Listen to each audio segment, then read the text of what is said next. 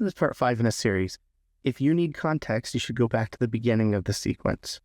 In this video, I'm going to continue encapsulating things that make this vibe-coded React and TypeScript app untestable. Specifically, I'm going to focus on these lines here, this coupling to window. I suppose there's probably some way to mock out this window object, but I don't want my tests to know implementation details like that. I want to focus on intent. So I'm going to create an object that encapsulates this notion of the pointer down event. Here's how we'll go about it. Step 1 is going to be to introduce functions, to extract functions, that is. So we'll call this add handler. And I'll just wrap this in braces. That shouldn't affect anything. And then I will extract another function, and I'll call this remove handler. Now, this hasn't changed how the system functions at all. In fact, I can even go and get rid of these braces I added. I really just did that to deal with an idiosyncrasy in how function extracting in TypeScript with Visual Studio Code works. Now I'll go look at these two functions that got created. And, you shouldn't be too surprised by what you're looking at. But they're still just global functions or module level functions. And what we really need is for them to be methods in a class. So we'll create a class. That's not going to change behavior at all. We'll create a new class called pointer down event. That can't change the way the system works.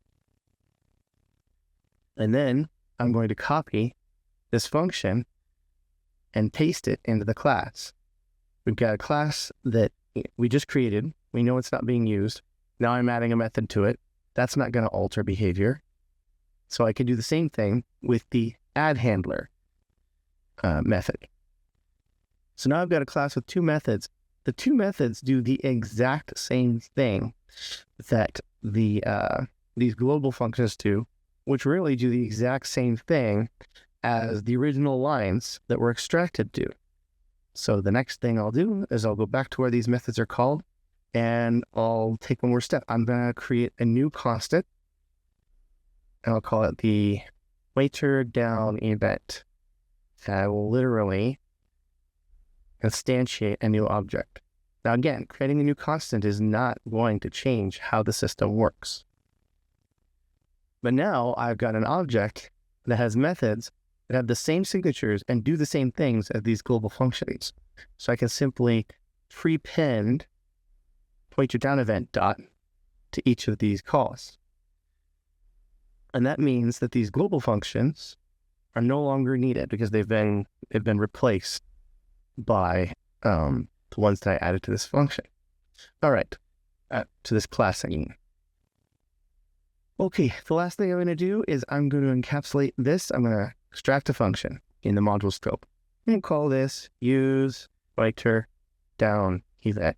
And now it looks like we have a custom hook for a pointer down event. Later, we'll be able to inject that pointer down event and override it in tests. All right, well, that's it. I hope you enjoyed the video. Thank you for watching.